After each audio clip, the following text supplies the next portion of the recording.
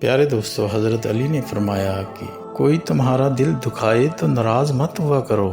پیارے دوستو، بہت بڑی پیاری بات، کیونکہ خدا کا قانون ہے جس درخت کا پھل زیادہ میٹھا ہوتا ہے لوگ پتھر اسی کو مارتے ہیں۔ دوستو، اللہ تعالیٰ کو اپنے اوپر راضی دیکھنے کے لیے کیا معجزہ دیکھنا چاہیے؟ فرماتے ہیں،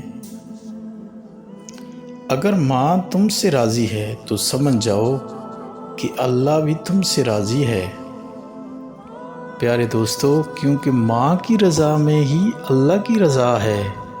پیارے دوستو، ماں باپ کی قدر کریں، ماں باپ سے محبت کریں، کیونکہ ماں باپ ایک ایسی عظیم ہستی ہے جو پوری زندگی۔ پیارے دوستو، روزے کی اتنی بڑی شان اللہ تعالیٰ کی ہاں، کیونکہ اللہ تعالیٰ نے خود فرمایا کہ روزہ میرا ہے اور جو روزہ رکھتا ہے اس کو اجر میں دوں گا۔ رسول صلی اللہ علیہ وسلم نے فرمایا کہ جنت کا ایک دروازہ ہے جسے ریحان کہتے ہیں، قیامت کے دن اس دروازے سے صرف روزہ دار ہی جنت میں داخل ہوں گے، جن کے سوا اور کوئی اس میں سے نہیں داخل ہوگا۔ پکارا جائے گا کہ روزے دار کہاں ہے؟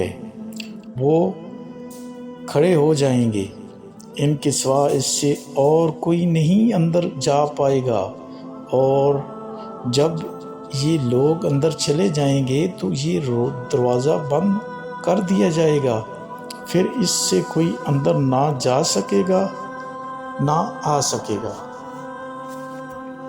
پیارے دوستو، کتنی شان اللہ تعالیٰ نے روزے کی بنائی ہے۔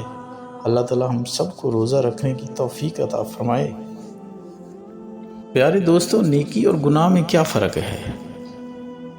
آج آپ اس کا پورا حوالہ سنیں۔ نیکی کا بدلہ یہ ہے کہ اس کے بعد مزید نیکیوں کی توفیق مل جاتی ہے، اور گناہ کا انجام یہ ہے کہ اس کے بعد انسان مزید گناہوں میں مبتلا ہو جاتا ہے۔ پیارے دوستو، یہ دیکھیں، یہ چیزیں ہمیں سوچنی چاہیے، ہمیں اچھی بات کرنی چاہیے، اچھے کام کرنے چاہیے، گناہوں سے بچنا چاہیے، جھوٹ سے بچنا چاہیے، اللہ تعالیٰ کی عبادت میں مصروف رہنا چاہیے۔ پیارے دوستو، اللہ کی عبادت انسان کا